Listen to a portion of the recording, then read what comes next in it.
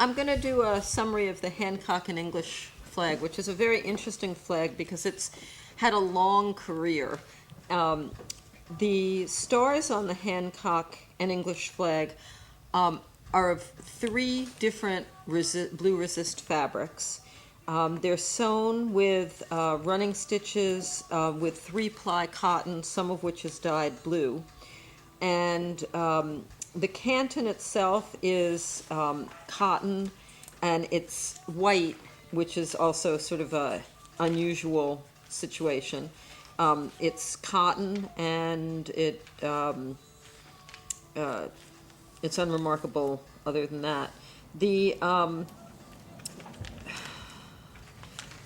complications come in with some of the different fabrics. The red stripes for the flag have a distinct selvage that includes plied white cotton, and the red is all worsted. So we have strips of red worsted and strips of white cotton. They're not equal size. The sewing threads in the red stripe are combinations of 3-ply cotton and some complicated 3-2 cotton. And then the white stripes have a definite, the white stripe fabric has a definite selvage, and the sewing thread is 3-ply cotton. It's a flag that has been added to and repaired and remade, and remains a very interesting piece of folk art. The arrangement of the stars and the fabrics are all interesting in and of themselves, even and added to that in the context of the flag. May I ask? A picture in front of you. Oh, yeah. You got 2 trees, and you found all the. Tell them about the goose hunt for the reds. Yeah. What were they, red silk or something? Yeah, or- red silk. Is that in there?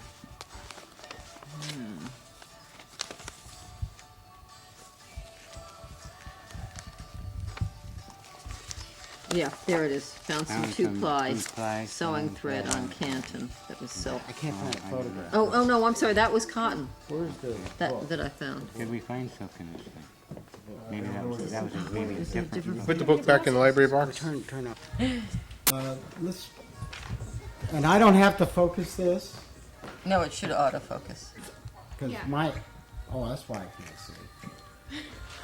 Never mind, I'm gonna leave those off. then. Okay, let's, Okay. okay, Hancock English taking, pick up where we are on Hancock English So going forward. one of the most important things about Hancock English is that the fabrics are 18th century. And if we can then spend the time to examine very carefully all of the sewing threads involved and make a color graph of where each type of sewing thread occurs, we should end up with a better understanding of the use of multiple threads in an original flag. I like it. Okay.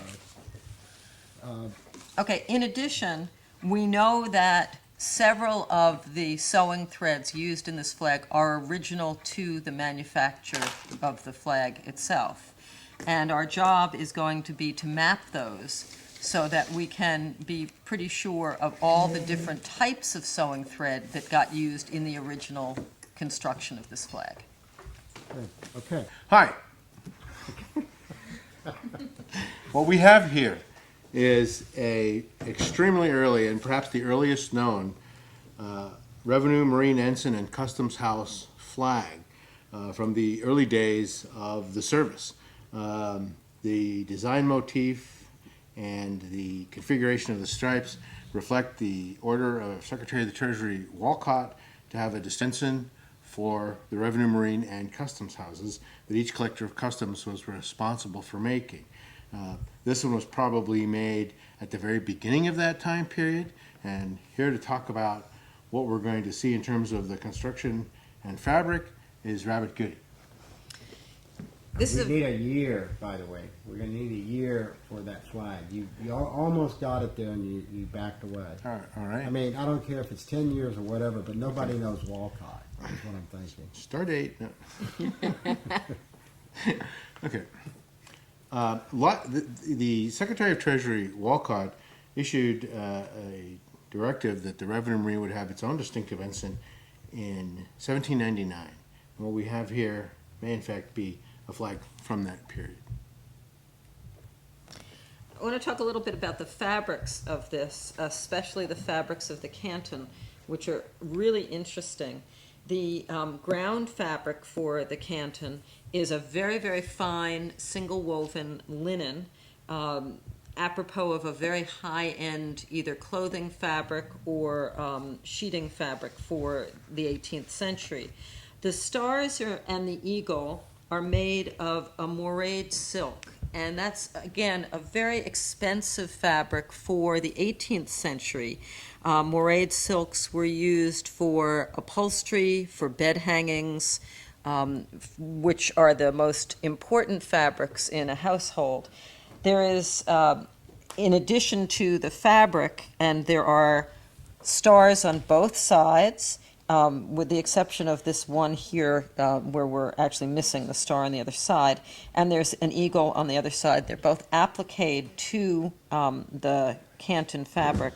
There's some selvage visible from the silk fabric, which is also a wonderful thing to find, that the selvage was not completely cut away and every little bit of this fabric was used. But in addition to that, there's additional embroidery with silk twist or silk thread, and the use of a trim made out of gold and copper, flat gold